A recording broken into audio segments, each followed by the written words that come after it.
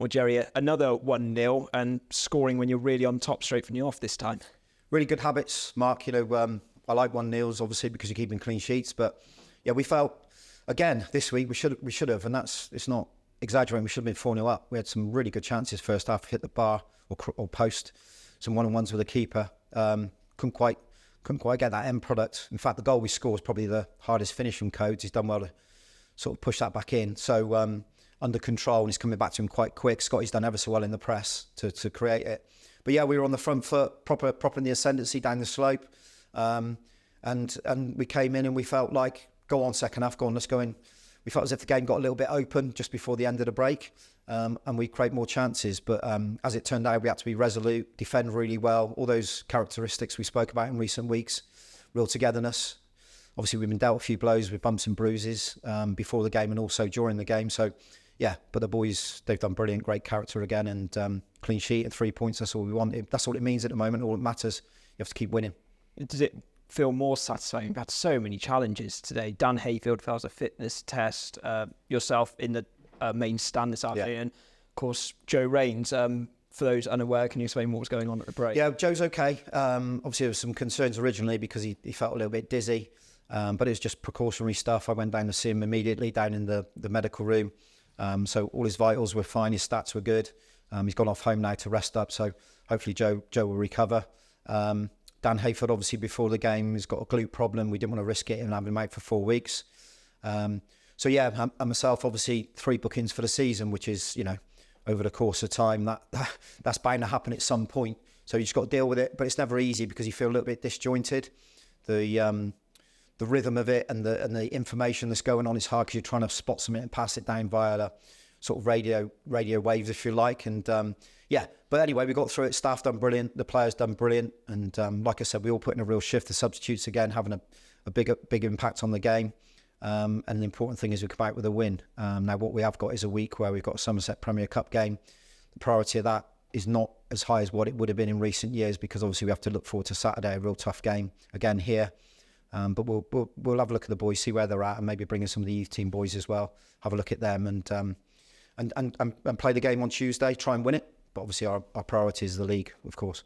So number 15 shirt have any magic powers inside it? It's Richard Chin wearing it today after Jordan Thomas's spell, and he really impressed player of the match. Lovely, wasn't he? Lovely. Really enjoyed watching him. I like players that excite me, and we knew, obviously losing JT and then obviously Oscar. We made a decision to send Oscar back. We were looking for something a little bit different, slightly different profile.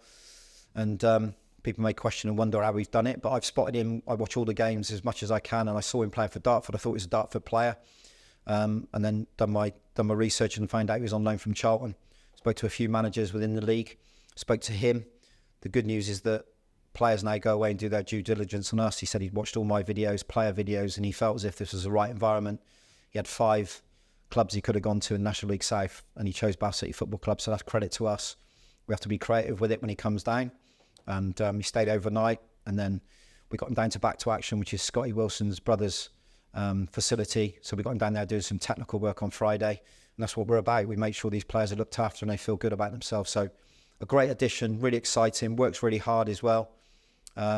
So yeah, just added to what is at the moment a really confident group. I'm really pleased for them. Good for Jack going on. It was difficult, it's hard going on as centre-back in a game like that when it's going really direct on you.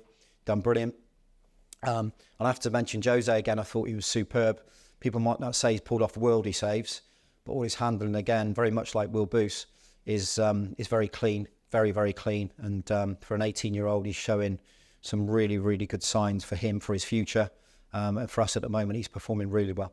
Yeah, he hasn't conceded a goal yet, so have him as long as we like, obviously. But what is the latest with Will, with his finger? He's still got his cast on. He's here. He comes to every game. He's got his cast on. He's going to go and see the specialist on Tuesday. Hopefully have it off then.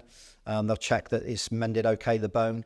And it's quite a short period then, so it's not as much as it might happen to a knee or something like that. His finger only. It may be that he comes back within 2 weeks.